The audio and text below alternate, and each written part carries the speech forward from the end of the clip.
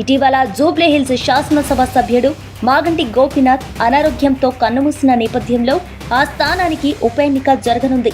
ఆ ఎన్నికలో గులాబీ పార్టీ నుంచి గోపీనాథ్ సతీమణిని అభ్యర్థిగా ఎంపిక చేశారు. కాంగ్రెస్ పార్టీ నుంచి నవీన్ యాదవ్ కు టికెట్ ఖరారైందని తెలుస్తోంది. బీజేపీ నుంచి ఎవరు పోటీ చేస్తారనేది ఆసక్తికరంగా మారింది. ఈ నేపథ్యంలో జూబ్లీహిల్స్ తో పాటు ఆ 10 నియోజకవర్గాల్లో ఎన్నికలు జరిగితే జగిత్యాల, గద్వాల స్థానాల్లో మాత్రమే కాంగ్రెస్ గెలుస్తుందని ఓ సర్వేలో తేలింది.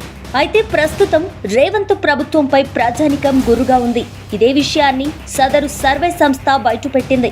ఇదే బీఆర్ఎస్ గెలుపుకు కారణమని కూడా చెప్పుకొచ్చింది. అయితే ఎన్నికలు అన్నాక అనేక సర్వేలు బయటకొస్తాయి. ఎవరికి తోచింది వారు చెబుతుంటారు. ఈ సర్వేలు నిజం కావాలని లేదు, అలాగని అబద్ధం అవుతాయని కూడా లేదు. అంతిమంగా ప్రజలు మాత్రమే ఎన్నికల్లో విజేతలను నిర్ణయించగలరు. చూడాలి మరి రానున్న రోజుల్లో ఏం జరుగుతుందో.